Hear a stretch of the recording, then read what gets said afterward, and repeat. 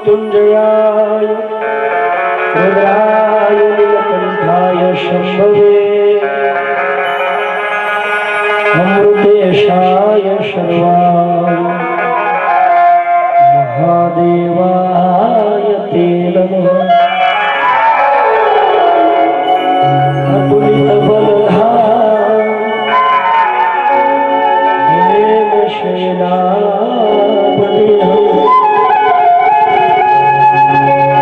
धनुषवन प्रशांतं ज्ञानिनामग्रगण्यं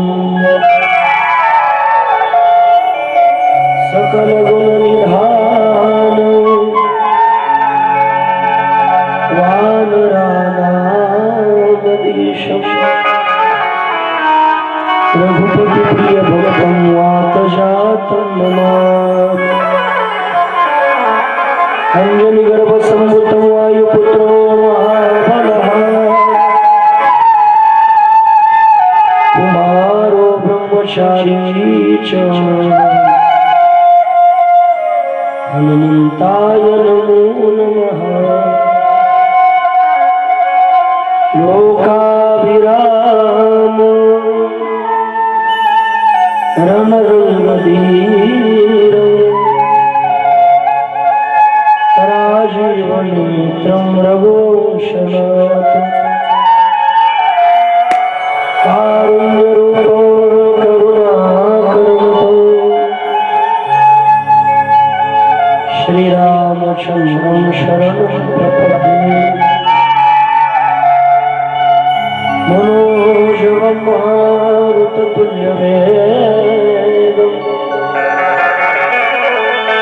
जितेन्द्रियं बुद्धिमतादर्शो वातात्मजं वानरयूथमुख्यं श्रीरामदूतं शरणं प्रपद्ये।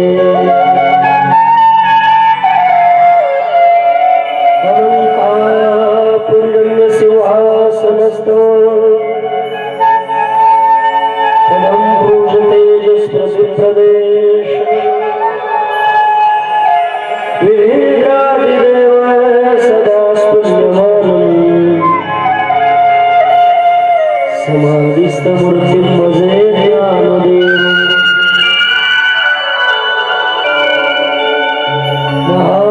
महायोगपीठे तटे भीमरथा वरं पुण्डरीकाय धातुमुनिरे समागततिशतमानन्दकन्दं ब्रह्मलिङ्गं भजे पाण्डुरङ्गम्। आये हनुमत विराजिए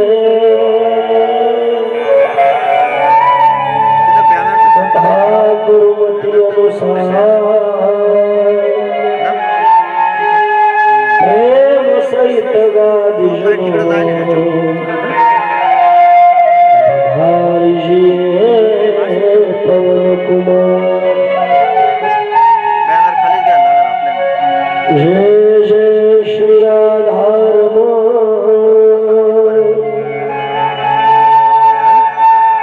जय जय नवल किशोर जय गोपीचित चोर प्रभु जय जय माखन चोर। श्री राधा मेरे स्वामी महाराज जुदास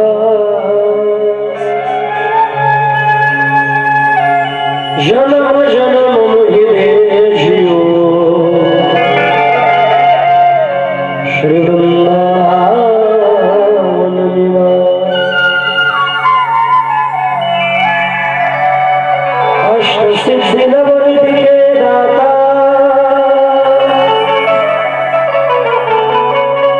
असवर दीन जानकी माता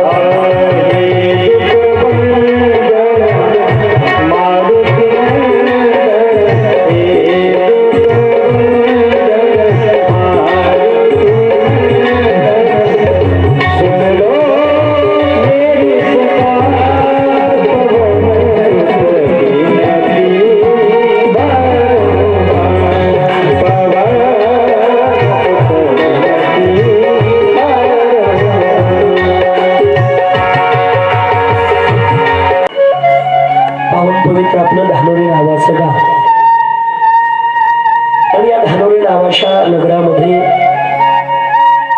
कैलासवासी सोपान अण्णा माधवराव पाटील गुजर अण्णांना आपल्यातून जाऊन आज 3 वर्ष पूर्ण होत आहे. आणि म्हणून आज अण्णांच्या तृतीय पुण्यस्मरणाच्या निमित्तानं त्यांच्या परिवारानं करू घातलेला हा शिव महापुराण कथा महोत्सव. त्यांचा परिवार आहे गंगा भगीरथी सिंधुताई सोपान गुजर पत्नी, भाऊ आहे दिगंबर माधवराव गुजर, सुगाबाई रावसाहेब होन बहीण, द्वारकाबाई प्रभाकर होन बहीण, प्रतिभा हरिभाऊ जाधव पत्नी, परिघा रामदास होन पत्नी, प्रमोद दिगंबर गुजर पत्न्या, विष्णू सोपान गुजर मुलगा, वैशाली अमोल होन मुलगी, लक्ष्मण माधवराव गुजर भाऊ, गंगूबाई साहेबराव होन बहीण, मनीषा रंगनाथ जाधव पत्नी, छाया ज्ञानेश्वर होन पत्नी, सरिता शिवाजी होन पत्नी, ज्योती पांडुरंग जाधव पत्नी, अमोल लक्ष्मण गुजर पत्न्या, सुदाम सोपान गुजर मुलगा. हा संपूर्ण परिवार अण्णांच्या निमित्ताने इतका गोड त्या ठिकाणी महोत्सव शिव महापुराण महोत्सव करतोय. जिथं पापाशी दशक्रिया 13 सुद्धा घालण्याकरता माणसाला कंटाळ येतो. महाराज दशक्रिया सुद्धा घालेल का नाही सांगता येत नाही. तिथं तृतीय पुण्य स्मरण हा परिवार करतो. एकदा त्यांच्याकरता जोरदार खाली वाजवा नाही का. आणि या परिवाराचा खऱ्या अर्थानं अगदी पहिल्या वर्षाची कथा संपली का दुसऱ्या वर्षाचं आयोजन आमच्या विष्णुभाऊंचं सुरू होतं. लगेच दुसऱ्या वर्षाची त्या ठिकाणी तयारी चालू होती. आम्ही बघतोय दरवर्षी काहीतरी आगळं वेगळं आपल्या जीवनामध्ये करता येईल का, हा अट्टहास आमच्या विष्णुभाऊंच्या जीवनामध्ये असतो. पहिल्या वर्षी श्रीमद भागवत कथा, मला वाटतं मागच्या वर्षी रामकथा, आणि आता आगळी वेगळी संकल्पना शिव महापुराण. कारण सध्या शिव महापुराणाचा ट्रेंड चालू आहे नाही का. एक लोटा जल सब समस्या का हाल नाही का. आणि म्हणून शिव महापुराण कथेचं आयोजन, आणि ती माझ्यासारख्या पामराकडून ते माझं सुद्धा परम भाग्य आहे. उभ्या महाराष्ट्रामध्ये कथा करतो, पण खऱ्या अर्थानं महाराष्ट्रामध्ये नाही, महाराष्ट्राच्या बाहेर सुद्धा नर्मदा मैयाच्या उगमस्थानी सुद्धा अमरकंटक क्षेत्रामध्ये बाबा मी नर्मदा पुराण केलेलं आहे. आणि 3 दिवस कथेकरता 2 पीठाचे शंकराचार्य होते. अगदी महाराष्ट्र राज्याच्या बाहेर सुद्धा कथा केली. पण त्यावेळेला जो आनंद नाही तो आपल्या भूमीमध्ये जन्म गावामध्ये कथा करताना आनंद येत नाही का. विशेष आनंद माझ्या सुद्धा जीवनामध्ये प्राप्त होतोय. हा सुयोग माझ्या जीवनामध्ये प्राप्त झालाय, ज्यांच्यामुळे ही कथा करण्याचा योग होतोय. आमचे विष्णुभाऊ तर आहेच, त्यांचं प्रेम तर आहेच, पण आमच्या वसंत महाराजांचं सुद्धा अनमोल सहकार्य या कार्या करत असतं. त्यांच्या माध्यमातून खऱ्या अर्थाने या कथेचा सुयोग प्राप्त झाला. आणि विशेष करून खऱ्या अर्थानं या कथेकरता ज्यांची गोड गायनाची साथ आहे, ज्यांची संताची साथ आहे, या कथेला कथा हे सोनं आहे, पण त्या सोन्याचं रूपांतर अलंकारामध्ये करण्याची ताकद ज्यांच्या संतामध्ये आहे. आमचे साहेबराव महाराज बाबांकरता एकदा जोरदार ताली झाली पाहिजे. फार गोड आवाज आहे, जितकं गोड आवाज आहे. काहींचं गायन सुरू झालं का सिंत बंद होतो, काहींचं सिंत सुरू झाला का गायन बंद होतं, आणि काही काहींना हे सगळं जमतं तो स्वभाव चांगला नसतो. पण नम्रता इतकी महाराज यांच्यामध्ये, ते साहेब राव आहे, साहेबांचे राव आहे, पण तरी सुद्धा नम्रता आहेत महाराज नाही का. बाबांनाही मनापासून धन्यवाद आहे. त्याच पद्धतीनं या बाजूला गोड ऍक्टोपॅडची त्या ठिकाणी सत्संगत करतात. खऱ्या अर्थानं ज्यांच्या आवाज हातामध्ये भगवान परमात्म्याने गोड विशेष कला त्या ठिकाणी दिलेली आहे. अगदी आमचे भारत महाराज त्यांच्याकरता सुद्धा एकदा जोरदार टाळी झाली पाहिजे. त्याच पद्धतीनं खऱ्या अर्थानं बुलबुलची साथ संगत करताय, काय गोड वाजवतात महाराज. असं वाटतं फक्त त्यांचं बुलबुलच ऐकत राहावं महाराज नाही का. गोड ज्यांच्या बोटांमध्ये आपले डोळे फिरते नाही इतके जोरात त्यांचे बोट फिरतात महाराज. आमचे दीपक महाराज त्यांच्याकरता सुद्धा जोरदार टाळी झाली पाहिजे. त्याच पद्धतीने आता महाराजांना तर काय काय उपमा द्यावी नाही का. तबलाही वाजवता, व्हायोलिनही वाजवता, बासरी वाजवता, आणि विष्णुभाऊंनी सुद्धा माणूस कसा शोधला. नुसत्या व्हायोलिनवाल्याला एक ठेला ते पूर्ण त्याच द्यावं लागलं असतं, बासरीला सेपरेट द्यावं लागलं असतं, तबल्यावादकाला सेपरेट द्यावं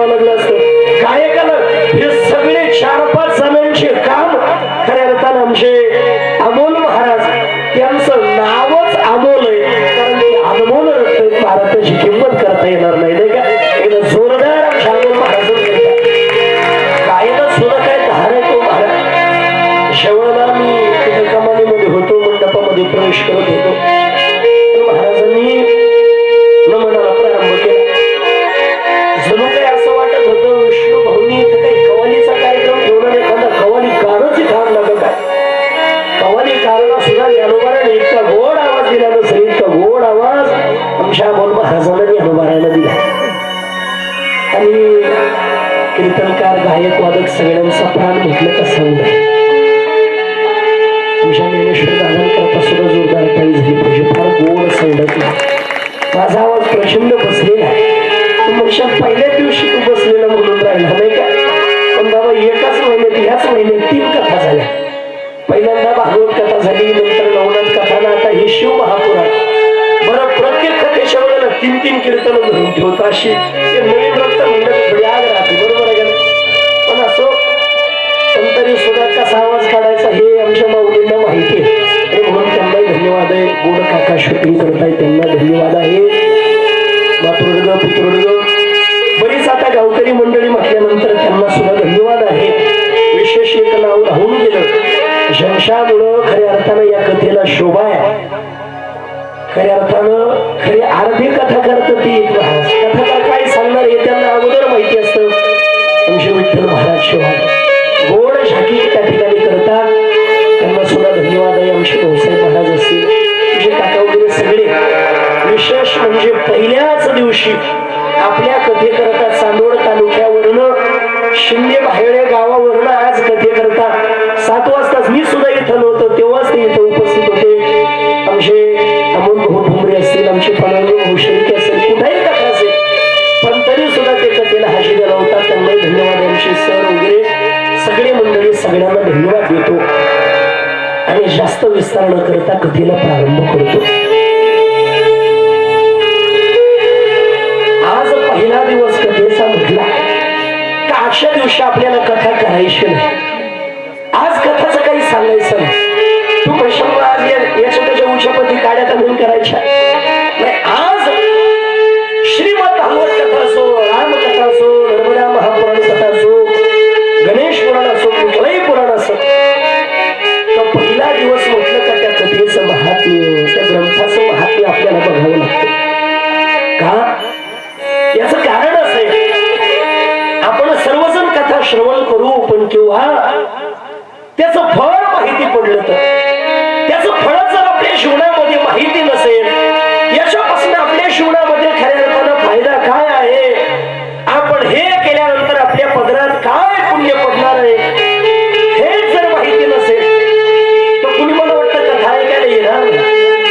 तुमचं सोडावं, आमच्याही पदरात काही नसेल तर आम्ही तरी कसं कथा करायला करतो, बरोबर आहे का नाही. आणि म्हणून कुठलंही व्रत असेल, कुठली कथा असेल, आपल्या जीवनामध्ये त्याचं फळ माहिती असल्याशिवाय आपण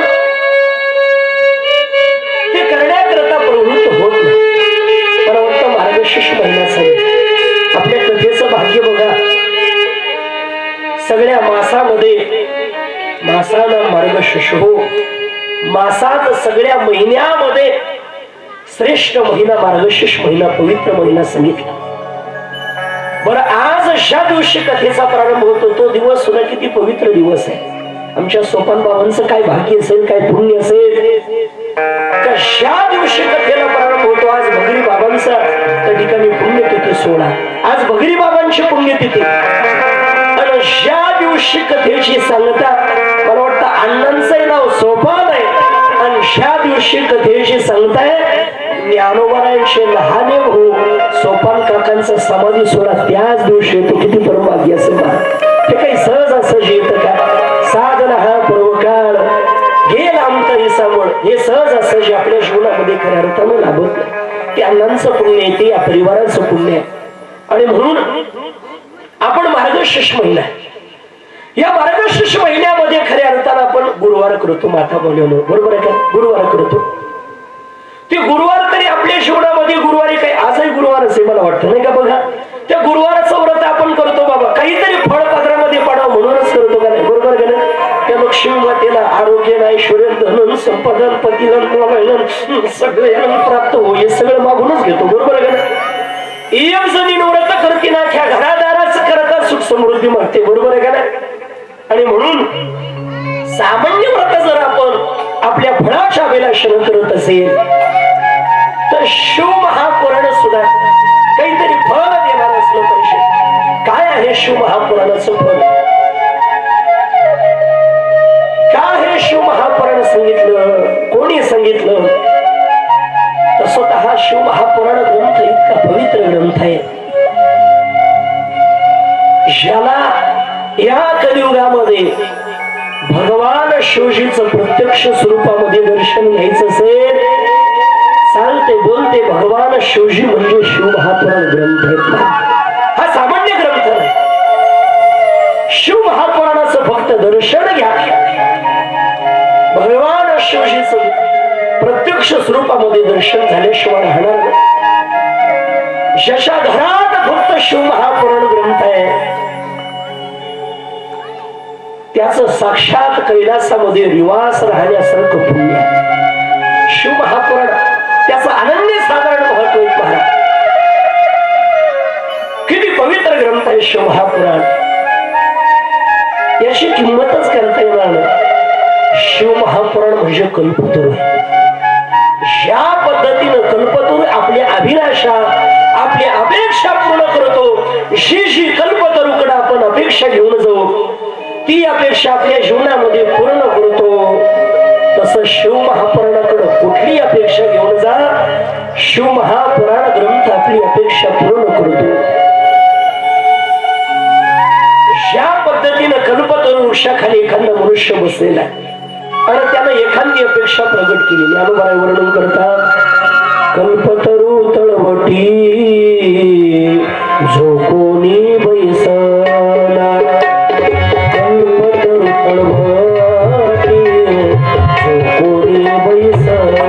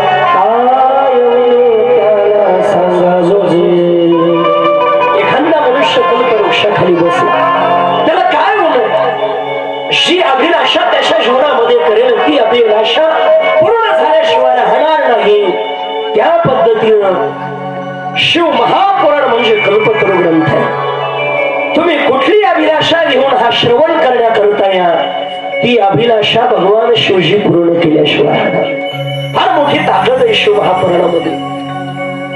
हे शिवमहापुराण कोणी सांगितलं, तसं तर हे शिवमहापुराण स्वतः भगवान शिवजीनं त्या ठिकाणी वर्णन केलेलं आहे. हा फार मोठा ग्रंथ आहे.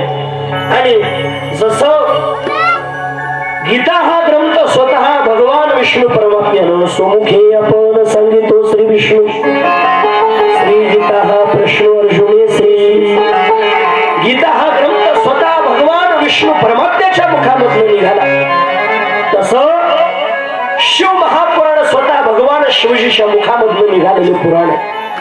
मग या पुराणाच्या 12 संहिता आहे, पण नंतर व्यास महर्षीने त्याचे काही खंड केले आणि त्याचे काही खंड केल्यानंतर 24,000 श्लोकामध्ये आणि 7 संहितेमध्ये व्यास महर्षीने त्या ठिकाणी त्याचं वर्णन केलं. या शिवमहापुराणामध्ये नारदांचा ब्रह्मदेवाचा संवाद, सुतांचा आणि शौनकांचा संवाद आहे.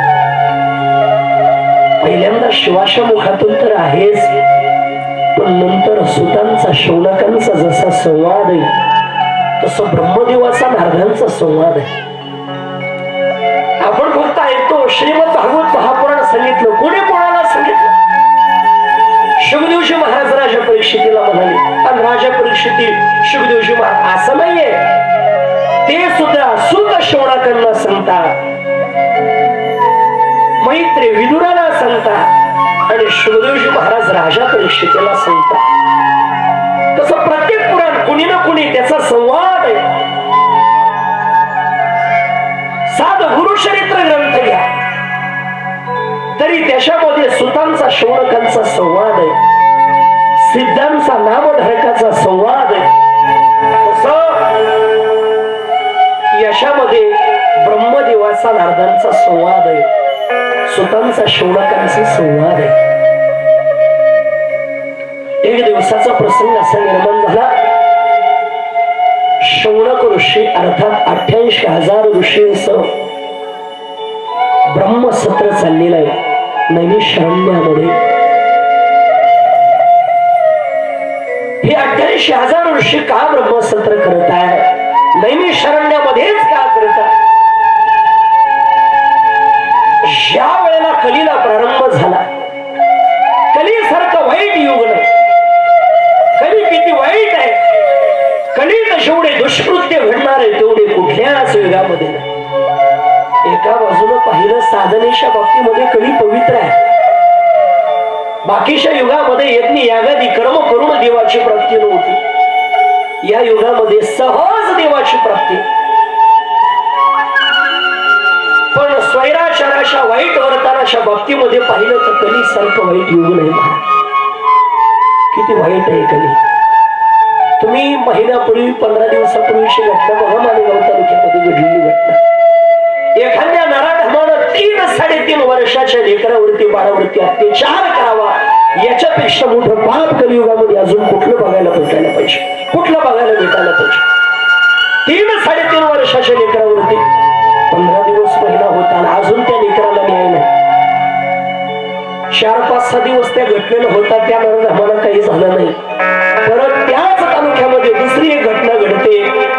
55 वर्षाच्या म्हाताऱ्यानं 13 वर्षाच्या मुलीवरती बलात्कार करावा. या घटना ऐकण्यासारख्या तरी आहे का? ऐकण्यासारख्या तरी आहे का? इतकं पाप फक्त कलियुगामध्ये. कलियुगामध्ये असाच घडणार आहे. आमच्या संत महात्म्याने तेव्हा नागबाबांना लिहून ठेवलं. काय घडणार आहे? सोसाट वारा सुटणार आहे. त्या वाऱ्यामध्ये मोठे मोठे पर्वत उडून जाणार आहे. मोठे मोठे पर्वत सुद्धा त्या वाऱ्याने उडतील, इतका वारा त्या ठिकाणी सुटणार आहे. अजून काय होणार आहे कलियुगामध्ये? कलियुगाशी दादा एका वितोरी, पुत्र तो होईल दादा पित्याचा वैरी. 5 वर्षाची बाळा दादा प्रकार मागेल. 6 वर्षाची नार दादा गर्भील राहील. कलियुगाची दादा एका वितोरी, पुत्र तो होईल दादा पित्याचा वैरी. निर्गुण निराकार दादा बाहुर माझे गाव. निर्गुण निराकार दादा बाहुर माझे गाव. शकून सांगावया आली माई माझी. शकून सांगावया आली माई माझी.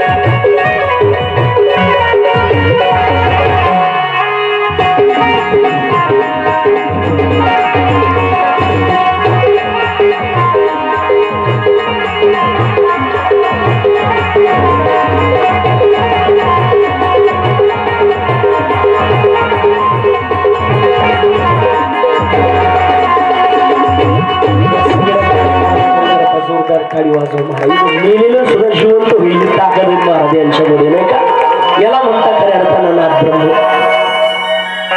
दानबाबानं शकून सांगितलं 5 वर्षाशी बाळा व्रतार मागेल, 6 वर्षाशी नार गर्भीन राहील, कलियुगाशी दादा एकावी थोरी पुत्र तो होईल. दादा पित्याचा वैरी ते दृश्य आपल्याला दिसायला लागलं. पुत्र पिता वैरी झाले ते दृश्य दिसायला लागलं. बरोबर आहे का नाही?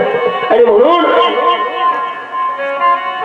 शौनकांनी ते 18,000 ऋषींनी त्या ठिकाणी विचार केला, अरे कलीला प्रारंभ झाला, कलीसारखं वाईट युग नाही. कली किती वाईट आहे.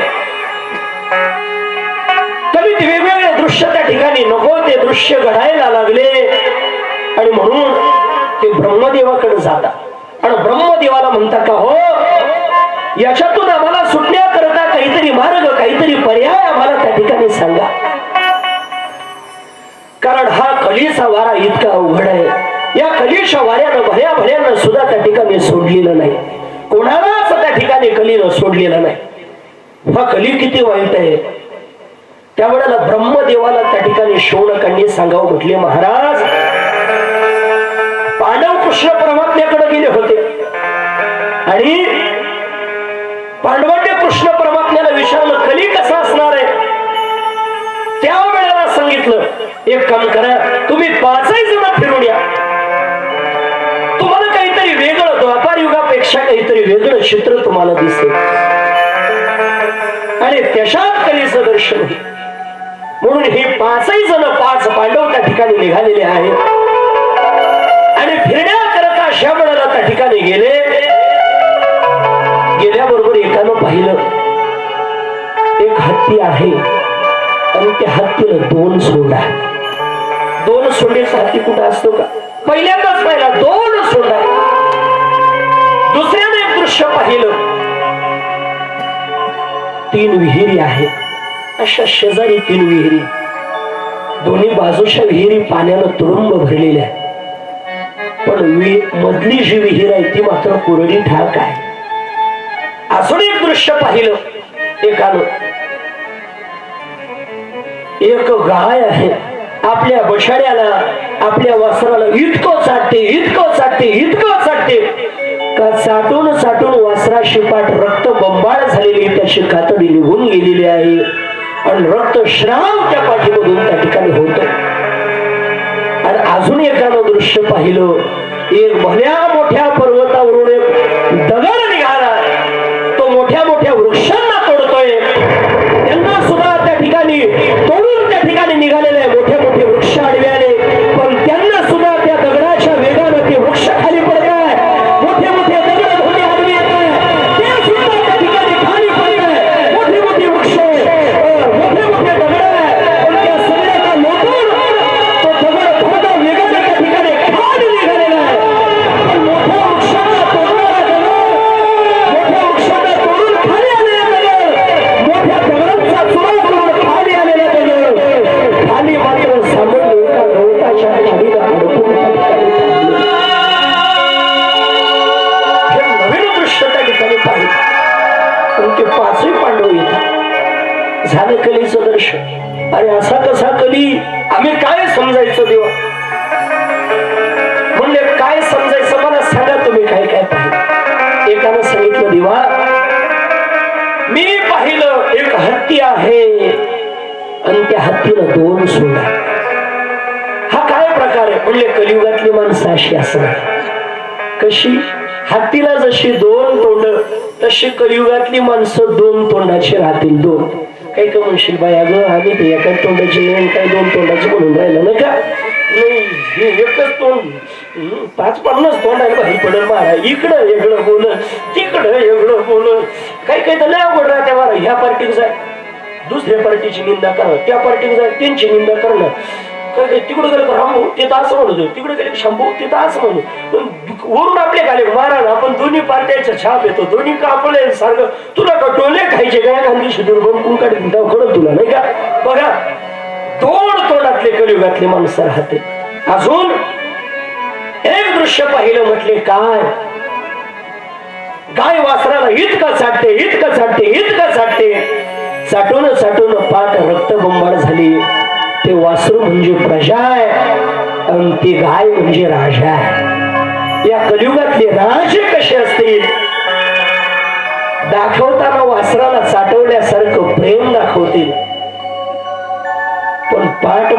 रक्तबंबाळ तसं आपलं शोषण करतील राज कलियुगातलं. तेव्हा सांगितलं देवा राज सुद्धा शोषण. आणि मला वाटतं ते चाललंय, बरोबर आहे का नाही? अजून एक दृश्य पाहिलं, 3 विहिरी आहे, दोन्ही पाण्यानं भरलेल्या आहे, पण मधली मात्र कोरडी आहे. याचा अर्थ काय? ते विहीर म्हणजे ज्ञानाचं प्रतीक आहे. दोन्ही पाण्यानं भरलेल्या मधलीच कोरडी कशी? कलियुगात ज्ञान राहील पण दुसऱ्याला सांगण्यापुरतं स्वतः करता. आपल्याकडं म्हणच आहे ना, लोका संगे ब्रह्मज्ञान, स्वतः कोरडा पाषाण. दुसऱ्याला आम्ही ब्रह्मज्ञान सांगू शकतो पण स्वतः मात्र कोरडा पाषाण. त्या आचरणामध्ये आणण्याकरता कलियुगामध्ये राहणार नाही. दुसऱ्याला सांगू शकतो. एखादी व्यक्ती गेली ना, आम्ही सांगतो रडू नका, हे मायावी जगत आहे, जो आला त्याला जावंच लागतं. हाच प्रसंग आपल्यावरती होऊ द्या बरं, नाही त्या दुःखातून सावरू शकत. आमचे गुरुवारी मौली विनोदाने सांगत असा वसंतराव, एकदा काय झालं म्हणे, एक महात्मा तीर्थयात्रेला चालला आणि त्या महात्म्यानं पाहिलं एक मनुष्य त्या ठिकाणी रडतोय, इतका धाई मोकळून त्या ठिकाणी रडतोय. तेवढ्यामध्ये हा महात्मा तीर्थयात्रा करत करत तिथे गेला आणि त्या मनुष्याला विचारलं, बाबा का रडतो रे? म्हणले महाराज काय सांगू तुला? म्हणले अरे काहीतरी सांग आता. म्हणले काय सांगू? अरे काहीतरी सांग म्हणले पटक्यान. म्हणले महाराज माझा एकुलता एक मुलगा आणि त्याच्या बालपणामध्ये तो मृत्यू पावला. लय गुणी होता, लय चांगला होता, लहानपणात लहानच होता पण अशा गोड शिव्या द्यायचं म्हणलं काय सांगावं, लय गोड होता म्हणले तो, अशा गोड शिव्या बघा. आणि तो मृत्यू पावला. महात्मा म्हणले रडू नको, जो आलं त्याला जावं लागतं, कोणाला इथं राहता येत नाही म्हणले, आपल्याला सुद्धा जावं लागणार आहे. इतके महात्म्यानं शरभंगूर नाही बरोबर अशा डोस भरले महाराज, त्या कोरोनाच्या बुस्टरच्या डोस सारखे असे डोस दिले. त्याला असं वाटलं बापरे खरंच हे सगळं मायावी आहे. तो त्या दुःखातून सावरला. महात्मा निघून गेले. 2-3 दिवसांना असं वाटलं आपण एवढ्या दुःखातून सावरू शकत नव्हतो पण त्या महात्म्यामुळे सावरलो ना. त्या महात्म्याला आपल्याला भेटायला जायचं म्हटले. हे त्या महात्म्याच्या आश्रमामध्ये भेटायला गेलो. पाहिलं तर महात्मा रडत होता. म्हणले बाबा त्या वेळेला मला रडण्यातून गप करत होते, आज तुम्हीच का रडताय? माझं मुलगा मेलेलं होतं तरी मला रडू दिला नाही आणि आज तुम्ही का रडताय? म्हणजे आज माझी शिडी मिली. म्हणजे अरे माझं मुलगा मेला तरी तुम्ही म्हणत होते प्रत्येकाला जावं लागतं, आज तुमची शिडी मेली तरी तुम्ही रडू राहिले. ते म्हणले गबस. म्हणजे काय गबस? मग पोरग मेलं तरी तुम्ही म्हणले गबस, पण तुमची शेळी मेली तरी तुम्ही रडू राहिले. म्हणले गबस. म्हणजे काय गबस? मग पोरग मेलं तुमची तरी शेळी मेली. म्हणजे अरे गबस, मग शेळी दूध देत होती तो पोरग का दूध देत होत म्हणली नाही का? म्हणजे बघा कलियुगामध्ये ज्ञान राहणार पण हे फक्त लोकांना सांगण्याकरता, स्वतः करता काही राहणार नाही. म्हणून त्या 3 विहिरीचं प्रत्येक दोन्ही बाजूला पाणी मधली कोरडी, स्वतः करता ज्ञान राहणार नाही. अजून मोठा दगड खाली आला होता, वृक्ष तोडलेले, मोठ्या दगडांचा चुरा केलेला आहे पण गवताच्या काडीवरती थांबला. याचं काय कारण? तो दगड म्हणजे कली आहे. या कलियुगामध्ये ते वृक्ष, मोठी मोठी दगड, त्याचा चुरा करून तो कली येतोय. म्हणजे इथं यज्ञ यागादी कर्म काही करा, कलीच्या प्रवाहातून कोणी सुटू शकत नाही. पण गवताच्या काडीवरती थांबला दगड, याचा अर्थ असा आहे का कलियुगामध्ये यज्ञ यागादी कर्मानं जे फळ नाही ते गवताची काडी म्हणजे फक्त नामचिंतन. नामचिंतनानं आपल्या जीवनामध्ये उद्धार करता येईल. महाराज म्हणताना तुम्हाला उद्धार करायचा ना, कलियुगामध्ये एकच पर्याय का? कलियुगा माझी करावे, कलियुगा माझी करावे, कलियुगा माझी करावे, कलियुगा माझी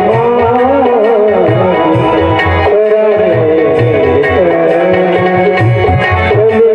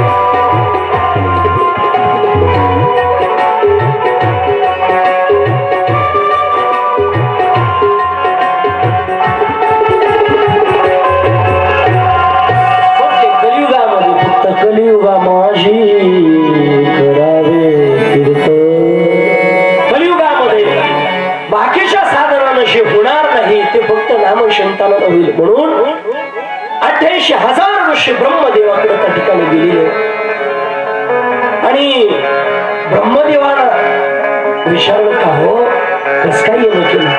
ते 88,000 ऋषी म्हणजे सामान्य नाही, ते ब्राह्मण आहे. पहिली गोष्ट ते ऋषी आहे, दुसरी गोष्ट ते ब्राह्मण आहे आणि तिसरी गोष्ट ते कल्पाती आहे. कल्पाती म्हणजे काय, एकाच वेळेला 10,000 ब्राह्मणांना जो भोजन देतो, सोबतच एकाच वेळेला 10,000 ब्राह्मणांना भोजन आणि 10,000 ब्राह्मणांना ज्ञान देण्याची ताकद ज्याच्यामध्ये त्याला कल्पाती म्हटलेलं आहे. असे ते कल्पाती आहे. आणि असे 88,000 ऋषी ब्रह्मदेवाला म्हणतात, ब्रह्मदेवा आमच्या जीवनामध्ये या कलीपासून सुटण्याकरता आम्हाला काहीतरी पर्याय सांगा, काहीतरी उपाय सांगा. तेवढ्याला ब्रह्मदेवानं त्यांना एक चक्र दिलं आणि सांगितलं, जा हे चक्र ज्या ठिकाणाला थांबेल त्या ठिकाणाला यज्ञ करा, त्या ठिकाणाला कथा करा. त्या माध्यमातून तुमच्या जीवनामध्ये त्या कथा यज्ञानं तुमच्या जीवनात उद्धार होईल.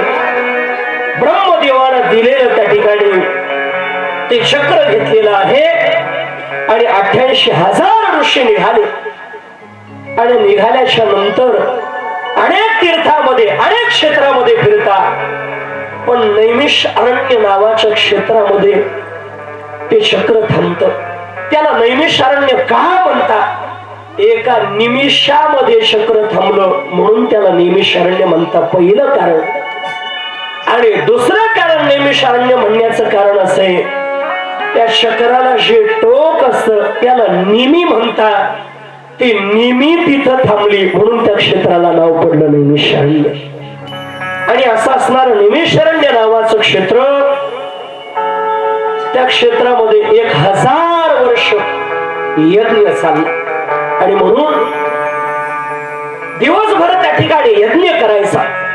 आणि दिवसभर यज्ञ झाला का आपल्या जीवनामध्ये सायंकाळी कथा यज्ञ त्यांच्या जीवनामध्ये करायचा. यज्ञ फार पवित्र असतो. हा सुद्धा एक यज्ञ, कथा यज्ञ. यज्ञामध्ये ताकद आहे. भूमी पवित्र, आपल्या साधनेमध्ये काम क्रोध लोभ विकार बाधा आणतात, पण ती बाधा घालवण्याची ताकद यज्ञामध्ये. यज्ञात जी सामुग्री तिच्यामध्ये, ते यज्ञामध्ये आपण तुपाची धार टाकतो, तुपाची धार, आणि तुपाच्या धारेनं जो धूर निर्माण होतो त्यानं सुद्धा सात्विक वातावरण त्या ठिकाणी निर्माण होत असतं. आणि अजून त्याला जोड कथा यज्ञाची असावी म्हणून त्यांनी अनेक कथा तिथं श्रवण त्यांच्या जीवनामध्ये करतात. श्रीमद भागवत पुराण सुद्धा तिथंच झालं, शिवमहापुराण सुद्धा नैमिषारण्यामध्ये, गणेश महापुराण, सगळी जी काही पुराणं झाली, अगदी भागवत वगैरे सगळी पुराण, 1818 पुराण, 18 मुख्य पुराण सांगितली, अनेक पुराण सांगितली. ही सगळी पुराण शास्त्र संत नैमिषारण्यामध्ये त्या ठिकाणी झाली. कारण तेच एक पवित्र ठिकाण होतं कथा श्रवण करण्यायोग्य किंवा कथा सांगण्यायोग्य. मला वाटतं कथा सांगण्याकरता, कथा करण्याकरता जागा सुद्धा पवित्र असावी लागते. आपलं धानोरे गाव पवित्र असेल, निस्ता हा गुजर परिवार नाही, आमच्या विष्णू भाऊंचाच परिवार नाही, धानोरे गाव सुद्धा पवित्र आहे. का या जागेवरती सलग 3 वर्ष कथा होते महाराज. हे काही सामान्य पुण्य नाही, जागा पवित्र असावी लागते महाराज त्याला, नाही का. नाही एवढी गोड कथा दरवर्षी तितक्याच सोना बोलत तितक्याच वर्ण शक्य महाराज. इतके गोड गायक वादक, इतकी गोड साऊंड, मांडव पानकोड किती गोड दिला महाराज, त्याला की फुगे, नाही का, किती गोड मांडव दिला महाराज. इतका गोड मांडव दिला विष्णू भाऊनी. मला असं वाटू राहिलं, मला ह्या मांड वाटलं झुरकून घ्यावं का काय. मुझे मेरी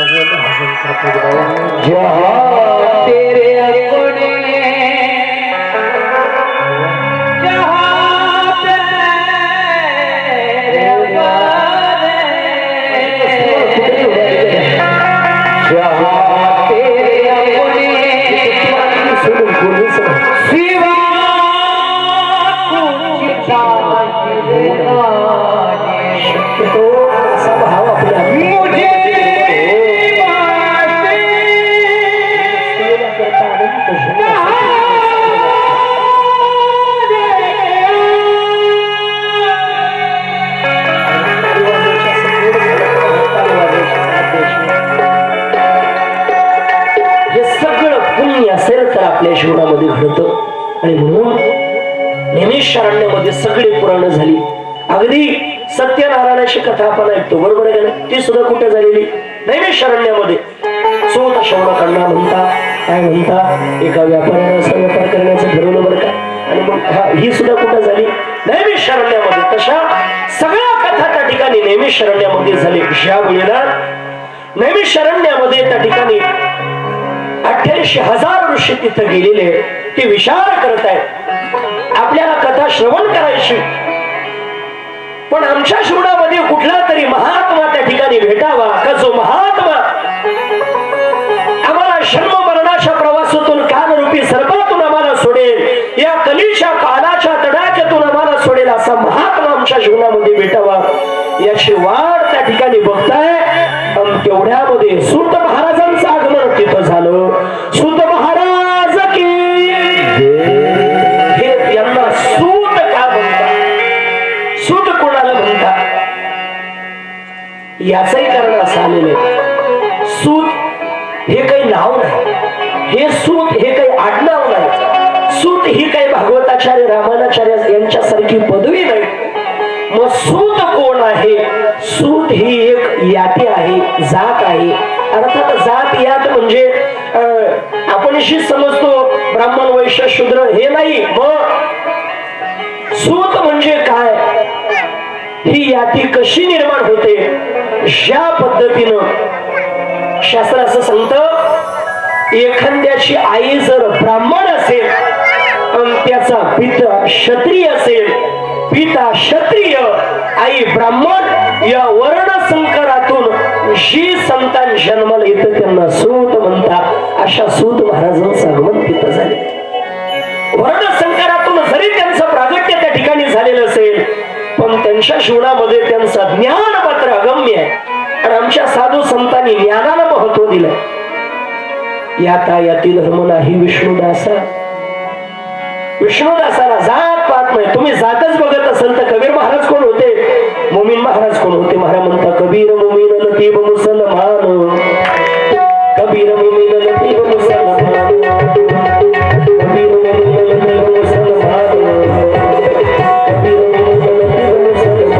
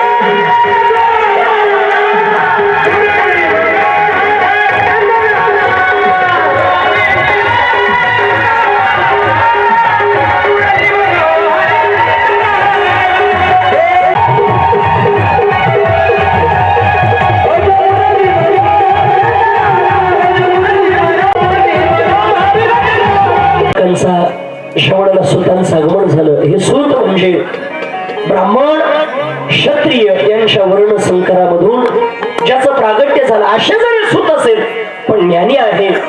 आणि अशा सूतांना शौनकांना पुढं करून 88,000 ऋषी त्या ठिकाणी प्रश्न विचारत आहे. तुम्ही ज्ञानी आहात पण आमच्या मनामध्ये एक प्रश्न आहे. कुठला प्रश्न आहे? माणसाच्या जीवनामध्ये ज्ञान भक्ती वैराग्य याला विवेक जागृत होतो पण त्या विवेकाची वृद्धी होण्याकरता मनुष्यानं काय केलं पाहिजे? ज्ञान वैराग्य भक्ती यानं विवेक वृद्धिंगत होण्याकरता काय करायचं? तो जागृत होतो पण वृद्धिंगत होण्याकरता काय केलं पाहिजे? ज्ञानी मनुष्य साधू मनुष्य महात्मे काम क्रोध लोभ या विकारांवरती विजय प्राप्त करण्याकरता काय करतात? या कलीमध्ये प्रत्येकाचं मन दूषित झालेलं आहे. पापाचरण करण्याकरता धावतो स्वैराचरण करण्याकरता धावतो पण त्याच्या जीवनामध्ये निर्मळ मन करून शिवस्वरूपाला प्राप्त होण्याकरता काय केलं म्हणजे शिवस्वरूपाशी प्राप्त होईल? असा प्रश्न विचारल्याबरोबर सूत म्हणता शौनकांनो अतिशय गोड प्रश्न तुम्ही विचारला. याला उत्तर देताना सुतांच्या वाणीला बहर आला आणि सुतांनी सांगावं ऐका. याला एकच शिव स्वरूपाला प्राप्त होण्याकरता शिव कथेचं श्रवण केलं का मनुष्य शिव स्वरूपाला प्राप्त होतो का हो? शौनकांनी प्रश्न विचारावा सुतांना. अशी काही उदाहरण तुमच्याकडे आहे का? शिव कथेचं श्रवण केल्यावरती शिव स्वरूपाला एखादा मनुष्य प्राप्त झाला. म्हटले एक नाही मी तुम्हाला 2 उदाहरणं देतो. शिवकथेचं उदाहरण पटवण्याकरता शिवकथेनं मनुष्य किती पापी स्वैराचारी असेल तरी शिव स्वरूपाला प्राप्त होतो. याकरता 2 उदाहरणं दिलेले. जसं श्रीमद भागवताची ताकद सांगण्याकरता 3 उदाहरणं दिली. थोडा बदल आहे इथं आणि तिथं 3 उदाहरणं आणि इथं 2 उदाहरणं दिलेली आहे. सुत महाराज सांगता किती पापी चांडाळ कुठाळ मनुष्य असेल तरी तो शिव कथा श्रवण केल्यानंतर शिव स्वरूपाला कसा प्राप्त होतो? सुत महाराज शौनकांना सांगतो ऐका. फार पूर्वीचा फार पूर्वी एकदा त्या किरातांच्या नगरामध्ये एक देवराज नावाचा ब्राह्मण होता. तो वर्णाने ब्राह्मण आहे, पण त्याचं जीवन स्वैराचार्य, त्याची वृत्ती वैश्य वृत्ती आहे. मनुष्य वृत्तीला ब्राह्मण पाहिजे. भूदेवतेची निंदा कोणीच करू नये, कारण भूदेवता ही ब्रह्मदेवाचा अवतार सांगितलेला. ज्ञानोबा सुद्धा ज्ञानेश्वरीच्या 10व्या अध्यायामध्ये भूदेवता माझी विभूती असं सांगतात, माझं स्वरूप आहे असं सांगतात. पण ब्राह्मण म्हणजे फक्त जन्माला ब्राह्मण कुळात आला असं नाही, तो वृत्तीनं सुद्धा ब्राह्मण पाहिजे. अन्यथा यमदग्नी परशुराम कोण आहे? ब्राह्मण आहे, पण त्यांना क्षत्रिय उपाधी प्राप्त झाली का? कारण ब्राह्मण कुळात जन्माला आले आणि हातात परशुराम परशुच घेऊन पळत सुटले. पृथ्वी निक्षत्रिय करायचं, ब्राह्मणांचं राज्य निर्माण करायचं, म्हणून तेव्हापासून ब्राह्मणांचं राज्य. म्हणून तेव्हापासून असं म्हणावं लागत नाही मी पुन्हा येईल, मी पुन्हा येईल, तरी ते येतात. याला कारण हे परशुरामांचे उपकार आहेत, नाही का? आणि म्हणून ब्राह्मण आहे, पण हातात परशुच घेऊन फिरत सुटले. ब्राह्मणांना हातात वेद घ्यावे, पुराण घ्यावं, पण ते परशुच, कारण त्या कालावधीत शस्त्रास्त्राला महत्व होता. आता परशुराम असते तर आता मोबाईल घेऊन फिरले असते, नाही का? बघा, फक्त याती ब्राह्मण नाही, वृत्ती ब्राह्मण असावी. तो देवराज नावाचा ब्राह्मण कुळात जन्माला आला, पण वृत्ती मात्र वैश्य वृत्ती आहे. चांडाडी करायची, चहाडी करायची, लोकांची निंदा करायची, व्यभिचार करायचा, परश्रीगमन करायचं. धनावरती त्याचं इतकं प्रेम, धन कमवण्याकरता नको ते प्रयत्न, नको ते अट्टहास त्याच्या जीवनामध्ये करावे. धन 4 पुरुषार्थापैकी एक पुरुषार्थ आहे, धन कमवलंच पाहिजे. कोणत्याही रीतीनं कमवा, कोणत्याही धन कमवलंच पाहिजे. धनाशिवाय जगतामध्ये कोणाला किंमत नाही. कारण महाराज म्हणता, धनवंता लागी सर्व मान्यता हे जगी हो. मला सांगा, जे जॉबला असता, जॉबला विष्णू भाऊ, त्यांच्या जीवनात बायको पगाराच्या दिवशी जितकं गोड बोलते तितकं रोज बोलते का? नाही, काहीची चांगली असते बरं का, त्यांची मी त्यांचा नाही म्हणत, नाही का? काही लगेच तिकडे पाहायला लागले. बघा, पगाराच्या दिवशी जितकं गोड बोलते तितकं रोज बोलते का? नाही, बरोबर आहे का? आमचं सगळं आम्हाला सकाळ संध्याकाळ गोड बोललेत महाराज, नाही का? पण असो, सगळं प्रेम कशावरती येत महाराज? एखादा पाहुणा येऊ दे आपल्या घरी, पैशावाला असला तर बऱ्याच दिवस राहावा वाटतो. लय गरीब आहे, दरिद्री, तो 4 दिवस सुद्धा आपल्याला सण होत असं वाटतं. या कपाळचा कधी जातो, जायला बी काही व्हायला बी, नाही का? बघा, पैसा कमवलाच पाहिजे, कोणत्याही कारणाला कमव. आता बरेच म्हणता कीर्तन करायला पैसे घेतात, तू फिरून पाय, तू कीर्तन कर, तू घेऊन पाय. नाही, आपल्याला पुढे जमत नाही. काल पंचायती करून राहिलं, तुझी ज्याला देता त्याला घेऊ दे, तू काल पंचायती करतो, नाही का? अवघड असं मला नाही. एक जण म्हणला, बाबा लोकांना पैसे घेतात. बरं, असं कोण म्हणतो जो रुपये खर्च करीत नाही महाराज कधी? सप्त्यात सुद्धा तुम्ही पहा, येणार 11 रुपये सुद्धा वर्गणी अख्खं घर जेवायला, आणि वरून शेवटची तोच म्हणतो, लय बाबा लोकांना पैसे दिले, हिशोब द्या. तो किती आपली काहीच नाही का? आणि मग काल पंचायती करून राहिलो तू, नाही का? अवघड आहे. ज्याच्या त्याचा धन, अन्न मान धन हे तो प्रारब्धाधीन. धन कमवलंच पाहिजे, पण तो अनेकांना लुबाडी करतो, अनेकांना मारतो सुद्धा. वेळ प्रसंगी वाल्या कोळ्यासारखी जीवितहानी सुद्धा केलेली, बऱ्याच जणांचा प्राण घेतलेला, आणि धन अशा पद्धतीने त्यांच्या जीवनामध्ये कमवलेलं आहे. ताकद माणसाला जो पूर्व वापरली पाहिजे, पण ही ताकद शेवटपर्यंत टिकत नाही. त्या देवराज ब्राह्मणाच्या जीवनामध्ये शेवटच्या कालावधीमध्ये त्याचं शरीर झिरझिर झालं. जोपर्यंत हा धन उबडून आणायचा आणि त्याने तोपर्यंत सगळी किंमत द्यायची, पण आता देवराजाच्या जीवनात किंमत राहिली. म्हणून तो भटकंती करायला लागला, इकडं तिकडं फिरायला लागला. एक दिवस देवराज ब्राह्मण फिरत फिरत झरझर झालेलं शरीर आहे, थकलेलं शरीर आहे, मळालेले कपडे आहेत, आणि अशा अवस्थेमध्ये देवराज ब्राह्मण फिरत फिरत निघाला. थकला म्हणून कुठेतरी विश्रांती घ्यावी, थांबण्याकरता एक शिवालय पाहिलं, पण त्या शिवालयामध्ये विश्रांती करता जावा म्हणून शिवालयाच्या दिशेने गेला. चालून चालून थकलेला आहे. त्या शिवालयाच्या द्वारात गेला आणि त्या शिवालयामध्ये झोपला.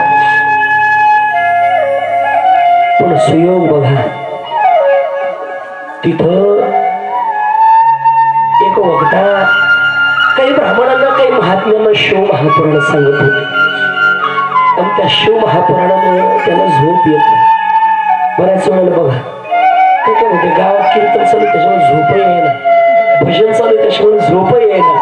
अरे ते सहज का होईना, त्या भजनी मंडळाचं पुण्य समज सहज तुझ्या कानावरती पडून तुझा उद्धार करता येते सहज. तो शिवराज ब्राह्मण, देवराज नावाचा ब्राह्मण पडलेला आहे आणि ते कथाकार शिव महापुराण कथा सांगतात. पण तो पडल्या पडल्या त्याच्या कानावरती ती कथा पडते, सहज कानावरती पडते. तो काही ऐकण्याकरता गेलेला नाही, पण शिवालयामध्ये सहज कानावरती कथा पडली. दिवसामागून दिवस जात आहे, रोज त्याच्या कानावरती त्या पुराणिकाची कथा पडते. त्याच्या अंगाला पडल्यानंतर झोपल्यानंतर भयंकर ताप आला. कारण तुका म्हणे पापी इथे रोगाची आरोपे. इतका ताप आला, इतका ताप आला, तापाने अंग फडफडायला लागलं. पण आपलं कोणी नाही जवळ सांगण्याकरता की ज्याला मी हक्कानं सांगाव, बाबा माझ्या शरीराला ताप आलाय, मला सहन होत नाही वेदना, हे सांगण्याकरता सुद्धा कोणी नाहीये. तापानं फडफडतोय. पण अशा अवस्थेमध्ये त्याच्या जीवनामध्ये ती कथा शिव महापुराण सहज त्याने श्रवण केलं आणि त्याचा परिणाम 1, 2, 3 दिवस नाही, त्या व्याधीमुळे त्याला तिथंच पडून राहावं लागलं. पुढे फिरता येत नाही. 1, 2, 3 दिवस नाही, तब्बल 1 महिना शिव महापुराण सहज कानावरती पडत होतं. श्रवण करण्याकरता नाही, सहज कानावरती पडलं. त्याचा परिणाम 1 महिन्यात पुराणिकांचं शिवपुराण संपलेलं आहे आणि हा देवराज ब्राह्मण सुद्धा गतप्राण झाला. याला देह ठेवलाय. देह ठेवल्याबरोबर त्याला घेण्याकरता यमाचे पार्षद त्या ठिकाणी येतात. पण यमाच्या पार्षदांबरोबर शिवाचे पार्षद सुद्धा त्या ठिकाणी निघाले. भगवान शिवशिष्य पार्षद म्हणता हे गिराय कंस आहे, कारण महिनाभर यानं इतकं पुण्य कमवलंय, इतकं पुण्य कमवलंय का त्या पुण्याचं मोजमाप होऊ शकत नाही. अंतकाळाच्या वेळेला कथा कानावरती पडली, मुखात देवाचं नाव सहज आलं तरी उद्धार होतो. सहज मुखामध्ये नाव येऊ द्या, सहज कानावरती कथा पडू द्या, सहज मुखात राम येऊ द्या, सहज शिव येऊ द्या. तुकोबा वर्णन करत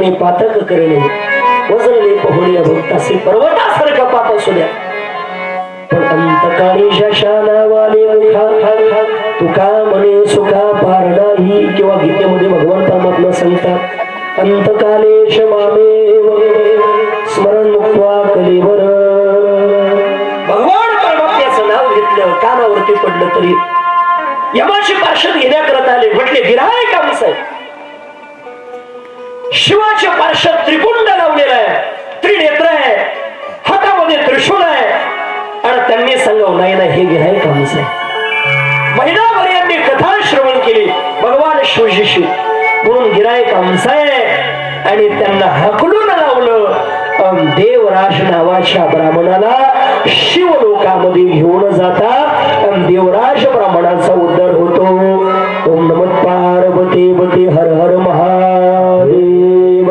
शिव महापुराण की जय वनसुत हनुमान की जय दुराचारी असणारा हा देवराज नावाचा ब्राह्मण पण या पाप्यानं सहज महिनाभर कानावरती शिव महापुराण कथा पडली तर अशा पद्धतीनं खऱ्या अर्थानं त्यांचा तशा जीवनामध्ये उद्धार झाला पण आपला का उद्धार होणार नाही का हो महाराज तुम्ही अतिशय गोड आम्हाला कथा सांगितली पण असंच अजून जर काही उदाहरण असेल तर स्वैराचार्याचा पाप्याचा उद्धार हे शिव महापुराण कथा करते असं उदाहरण असेल आमच्या जीवनामध्ये सांगा सुत महाराज दुसरं उदाहरण सांगतात तेच मी तुम्हाला सांगतो प्रसंग असा निर्माण झाला म्हटले फार पूर्वी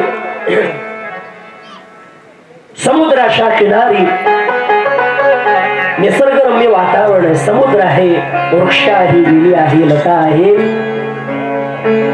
आणि अशा निसर्गरम्य वातावरणामध्ये एक वाशकम नावाचं गाव आहे आणि त्या गावामध्ये अनेक ब्राह्मण राहतात एखादी गल्ली बघा सगळे सोनारस सगळे ब्राह्मणच असे अनेक ब्राह्मण त्या गावामध्ये राहतात पण ते सुद्धा वैष्णव वृत्तीचे पशुतुल्य जीवन जगणारे भगवान परमात्म्याचं भजन कधी आपल्या मुखामध्ये नाही कधीच देवाचं नाव नाही भक्ती करत नसेल तर तो महाराज म्हणतात दिसायला जरी मनुष्य असेल पण नाद बाबा म्हणतात तो मनुष्याच्या रूपामध्ये पशु आहे भक्तीशिवाय वाढत असेल तर तो पशु आहे भक्ती विन पशु कशासे वाढ भक्ती विन पशु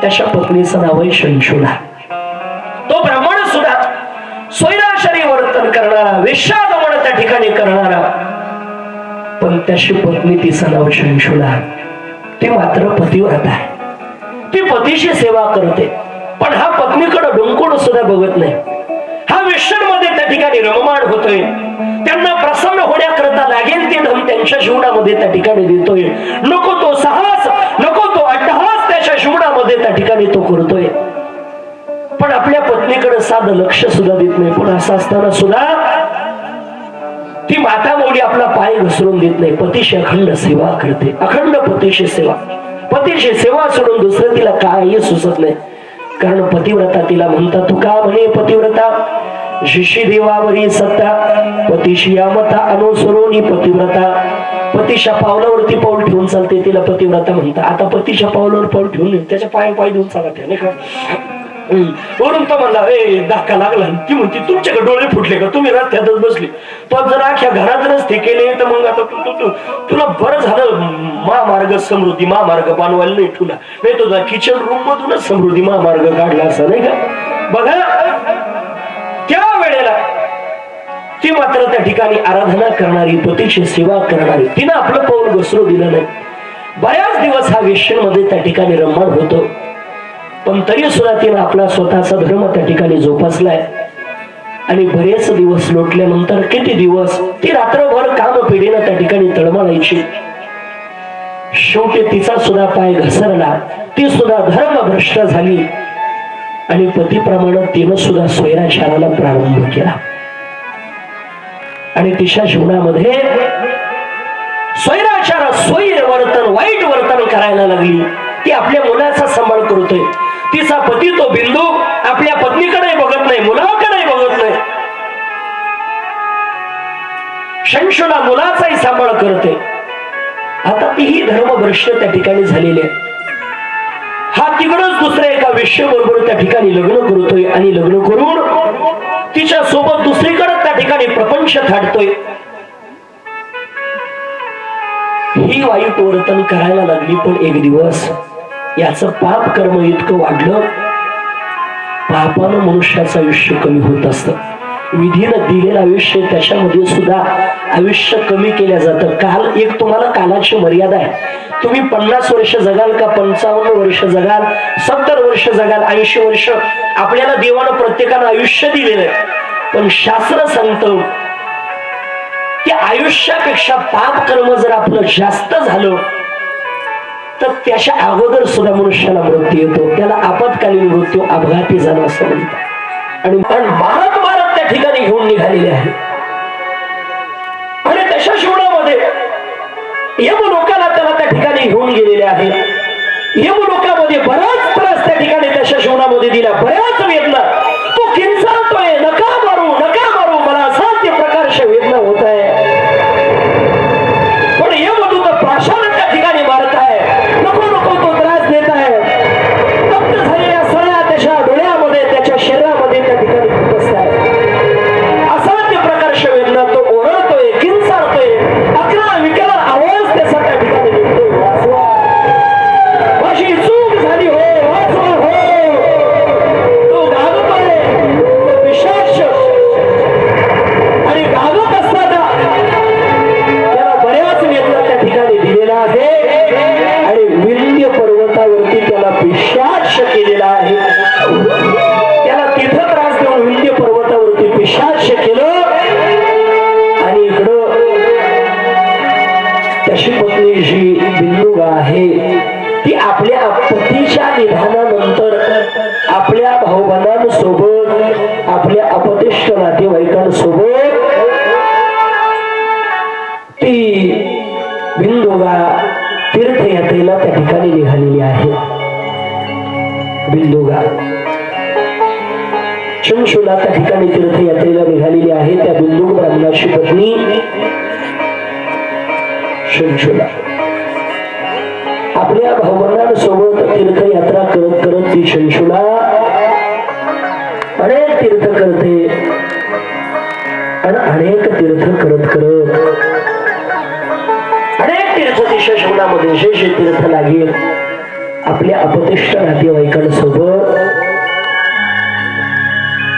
अनेक तीर्थयात्रा करत करत ती कर्मक्षेत्रामध्ये त्या गोकर्ण नावाच्या तीर्थक्षेत्रामध्ये, त्या शिवालयामध्ये, भगवान शिवाच्या मंदिरामध्ये एक ब्राह्मण, एक विद्वान, शिवपुराण कथाकार त्या ठिकाणी कथा सांगत आहे. काही महात्म्यांना ही बिंदुगा त्या ठिकाणी उठलेली आहे, ही चंशूला त्या ठिकाणी उठलेली आहे. आणि ही चंशूला त्या तीर्थामध्ये स्नान करून गोकर्ण नावाच्या ज्या ठिकाणाला ते विद्वान तिनं त्या ठिकाणी कथा श्रवण केली. शिवलोकाच्या द्वारामध्ये गेल्यानंतर चंशूला पाहिलं. द्वारामध्ये गेल्यानंतर चंशूला बघते तिथं भगवान शिवशी आपल्या गणास सिंहासनावरती त्या ठिकाणी विराजमान झालेले आहे. शिवशी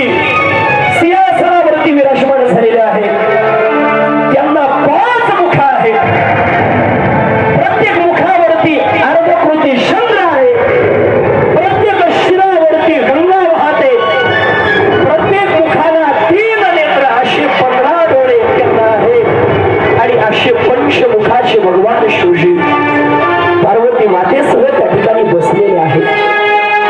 आणि ते पार्वती मातेसह बसलेले असताना तेवढ्यामध्ये आणि तिथं गेल्याबरोबर शंशुलेच्या जीवनामध्ये भगवान शिवजीच्या पार्षदांनी पार्वती मातेकडे त्या ठिकाणी शंशुलेला दिलेला आहे. पार्वती मातेनं शंशुलेला त्या ठिकाणी जवळ केलेला आहे आणि जवळ घेऊन आपली दासी त्या ठिकाणी बनवलेला आहे. साष्टांग प्रणिपात ती शंशुला करते. पार्वती माता प्रसन्न होऊन आशीर्वाद त्या ठिकाणी देत आहे. आशीर्वाद दिल्यानंतर पार्वती मातेच्या जीवनामध्ये कालावधी तिला आपली सगळ्यात आवडतीशी दासी बनवलेला आहे आणि दासी बनवून दोघींचं हितगोष चाललेलं आहे. दोघी एकमेकी सोबत त्या ठिकाणी बोलतात आणि बोलता बोलता बराच कालावधी लोट सगळ्या जगाला या ब्रह्मांडाला नवे नवे देवादिकांना सुद्धा मोहिनी अवतार घेऊन ज्यानं मोहून टाकलेलं ज्याच्या सौंदर्यानं ते भगवान शिवजी सगळ्या जगाला मोहून टाकतात. पण त्या भगवान शिवाला सुद्धा आपल्या सौंदर्यानं तुम्ही मोहून टाकला. म्हणून तुमच्यासारखं सुंदर या जगतामध्ये कोणी नाही. तुम्हाला मी तुमच्या सौंदर्याला, तुमच्या तपाला, तुमच्या अधिकाराला पुन्हा पुन्हा पुन्हा पुन्हा मी वंदन करते. पुन्हा पुन्हा त्या ठिकाणी वंदन केल्यावरती पार्वती माता जवळ करून म्हणताय, हे शंशुले, मी तुझ्यावरती प्रसन्न आहे. तुला काय पाहिजे माग.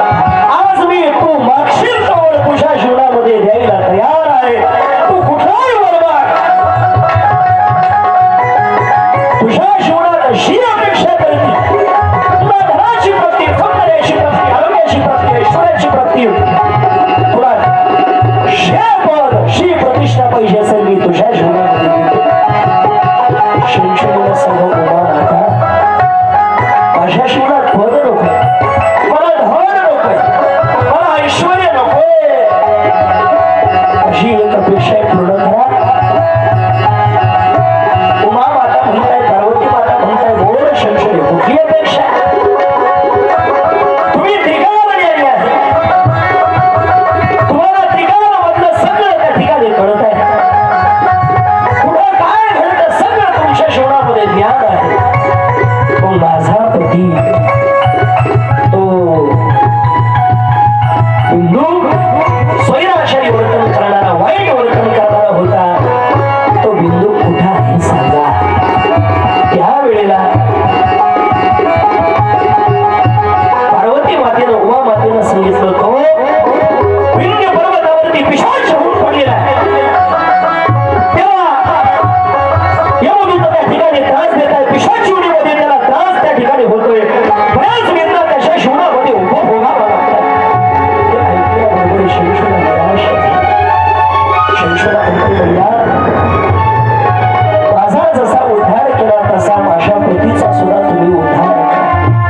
तुम्हाला काय शक्य, तुम्ही ठरवा ते तुमच्या जीवनामध्ये होईल. आता पिशाच योनीला प्राप्त झालेला माझा पती त्याची पिशाच योनीतून मुक्तता कशी बरं होईल. त्यावेळेला सांगितलं त्याला एक पर्याय. कुठला पर्याय. उमा माता, तुला शिव महापुराणाचं महात्म्य माहिती हो. तुझा सुद्धा उद्धार शिव महापुराणानं झाला हो. मग शिव महापुराणाचं कथेचं आयोजन कर. त्या पिशाच योनीला प्राप्त झालेल्या तुझ्या पतीला शिव महापुराण ऐकव. तुझ्या पतीचा उद्धार होईल. त्यावेळेला शंशुलेला सांगितलं, की याला अपराधी आहे, अल्पज्ञ आहे. मी बरं कशी कथा करणार, कसं त्या कथेचं आयोजन. त्या पिशाच्याला कुठं शोधायला जाणार. तुम्हीच कथेचं आयोजन करा आणि कुणाला तरी त्या पिशाच्या अर्थात पिशाच्या रूपामध्ये असलेल्या माझ्या पतीला कथा सांगण्याकरता बोलवा. उमा माता म्हणता, काळजी करू नको. मी माझ्या सगळ्याच जवळचा भक्त, भगवान शिवाचा लढीवार भक्त तुंबरू महाराजांना त्या ठिकाणी बोलवते आणि उमा मातेनं तुंबरू महाराजांना आवाज दिल्याबरोबर नाचत तुंबरू महाराज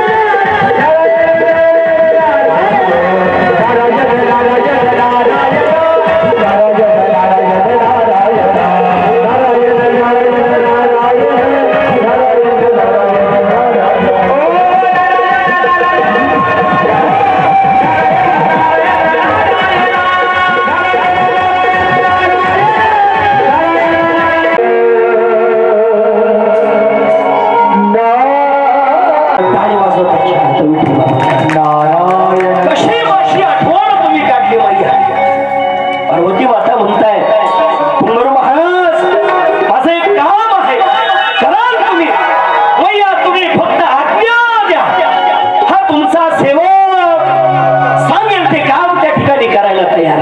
तुम्ही फक्त आज्ञा द्या मैया.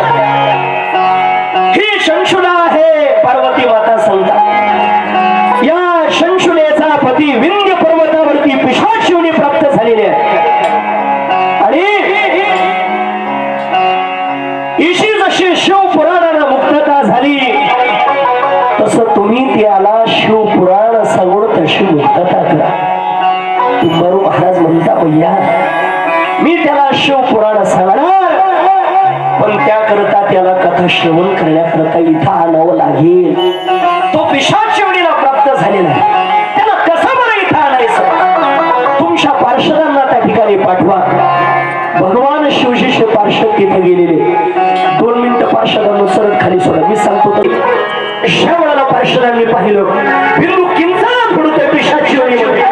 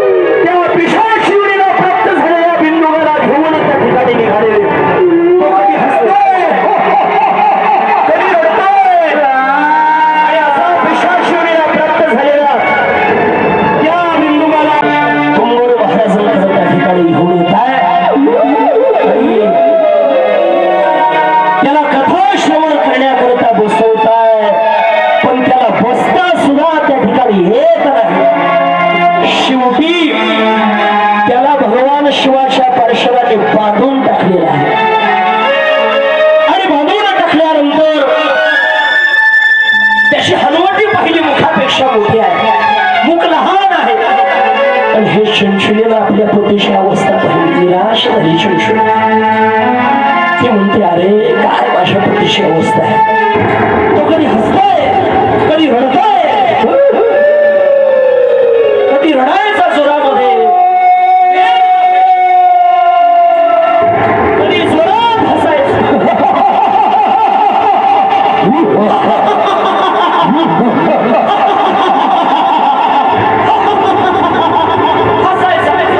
कधी जोरात गागायचं वेगळ्या पोटामध्ये.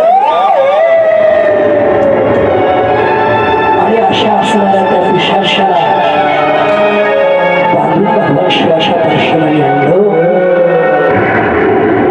पार्वती मातेच्या सांगण्यावरून तुंबरू महाराजांनी त्यांना कथा सांगायला प्रारंभ केला. तुंबरू महाराज कथेला प्रारंभ करतात आणि भगवान शिवाची कथा तुंबरू महाराज सांगतात. कथेला प्रारंभ झाला.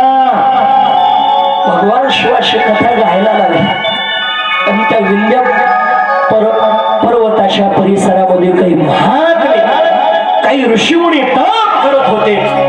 त्यांना माहिती पडलं अरे चला ही पर्वणी परत आपल्या जीवनामध्ये नाही. ते ऋषीमुनी सुद्धा तुंबरू महाराजांच्या कथा श्रवणा करता निघाले.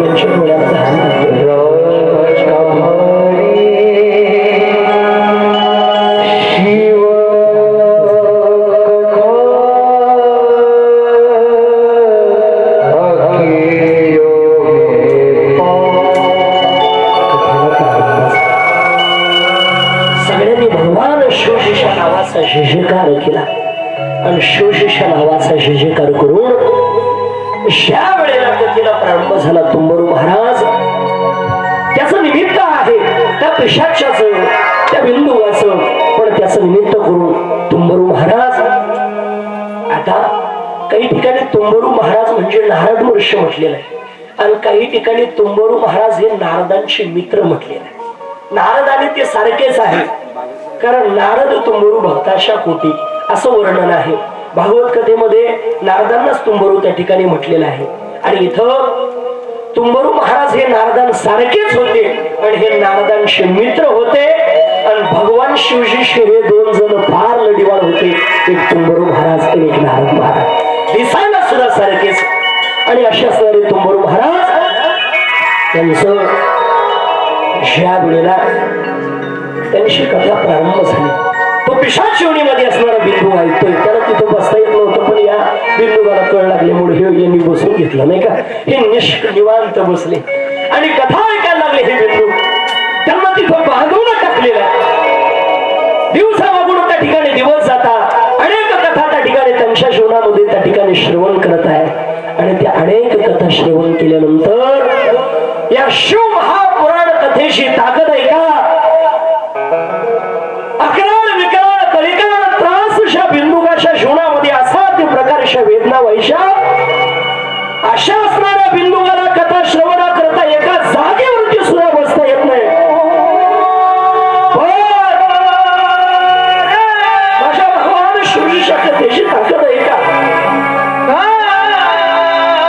अरे पत्नीचं प्रेम किती असावं माझा उद्धार झाला पण निस्ता माझा होऊन जमणार नाही. माझ्या पत्नीचा सुद्धा कसा झाला मी पतिव्रता घडलं असेल स्वयंवशार घडलं असेल वाईट वर्तन म्हणून काय मी पतीला विसरायचं 7 जन्म शशाबरोबर जन्म मरणाची गाठ मारली त्या पतीला कसं बरं विसरायचं भैया माझ्या पतीचा सुद्धा उद्धार व्हा आणि म्हणून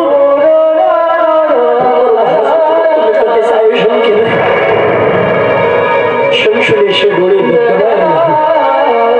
पार्वती मातेचं काही वेगळं नाही किती कठीण